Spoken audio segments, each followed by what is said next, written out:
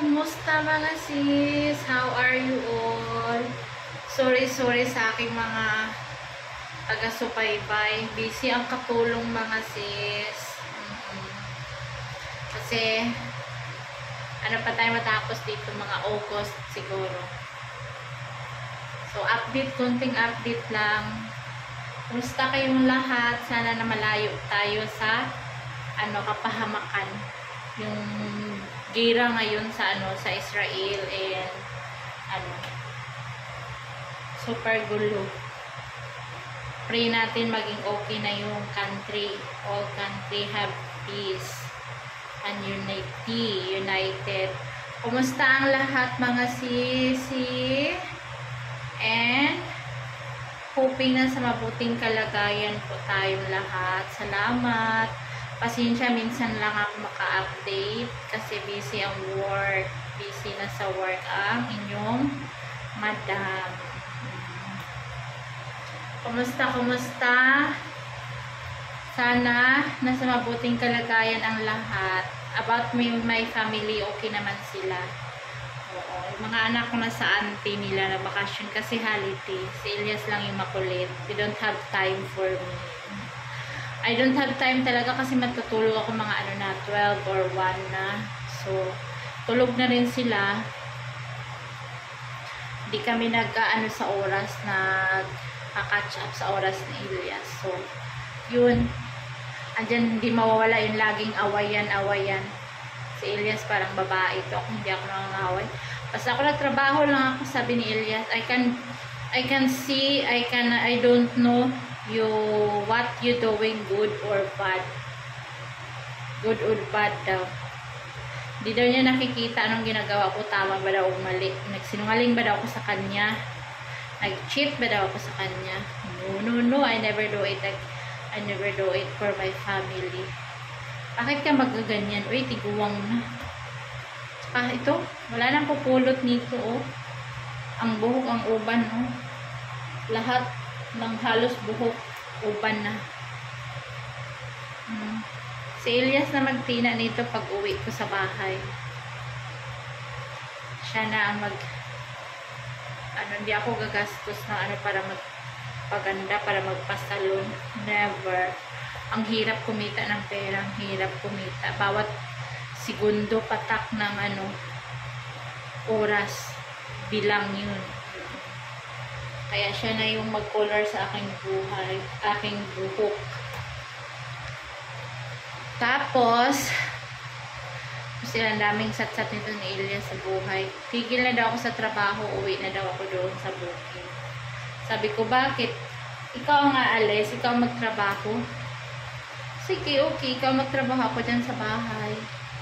So, easy lang sa bahay. Wala kang amo, hindi ka umutusan. Okay, uuwi ako. Ano ba kasi nung nasa utak ng asawa ko, puro silos, dirty-minded, negative, always, sabi niya. Ilan ang driver dyan? Tanong mga sis, ilan daw ang driver? Sabi ko, bakit? Nagtatanong ka kung ilan ang driver? Ewan ko, hindi ko alam. Sabi niya, ganun, ilan daw ang driver? Kasi negative thinking na naman yan siya. Ilan ang driver? Bakit? Bilangin mo ang driver. Okay, alam ko ba sa mga ganyan? Ang utos lang ng boss, yun lang sundin. Huwag magbibilang ng driver. Si Elias talaga. Sobrang Hindi ko alam. Sobrang mahal na mahal ako. Obsessed ba? Or sobrang ganda ko sa paningin niya. Sabi ko nga sa kanya, marami naman babae. Pwede ka naman kumuha dyan. Ganyan. Tapos kung Pilipinas pa lang to, no? 2 araw, 3 araw, meron na.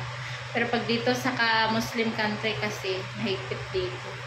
Pero meron din namang mga ganyan, mga dirty moves, mga ganyan. Sabi ko kay Elias, bahala ka na. Kung hindi mo ako kayang hintayin, sabi niya ganun. Alam mo, almost 1 month kang nawala. Parang 1 year na hindi ka umuwi. 1 year. Miss na miss ako. Alam ko na anong namimiss nun. Kumayusip. Ang ang ano ng katawan, init lang ng katawan, libog lang yan. Kuskus sa pader, kuskus mo sa pader. Biro ko yan siya minsan. Oo, mga sis. Ano to si Elias eh. Sobrang sabi ng mga kapatid niya, in-laws niya, bakit daw ako nagtatrabaho? May sakit daw si Elias, alagaan ko daw. Sabi ko, may sakit din naman ako, pero kailangan ko magtrabaho. Ayoko walang pera. Grabe, pag wala kang pera, mga sis, parang hindi nalagana ng langit at lupa. Oo. Ang pagbablog kasi, ano yan, minsan meron, minsan wala. Lalo na ngayon, lahat na vlogger sa mundo. Wala na, manonood lang sa videos mo. Mga swerte na, aabot ka ng 1K, 1,000. Pero yung mga mga nasa talaga, yung mga artista, yun ang buhay nila, pagbablog. Pero itong tayo, lang to, sana maka-survive lang din sa pang-araw-araw, ganyan. Pero pag asahan mo talaga ng vlogging sa ngayon, panahon na to, walang mangyayari sa ngayon. Kasi nung pandemic ako nag-start, yun yung talaga, kasi ang mga tao nasa loob lang ng bahay, bawal maglabas-labas. So ngayon halos lahat na wala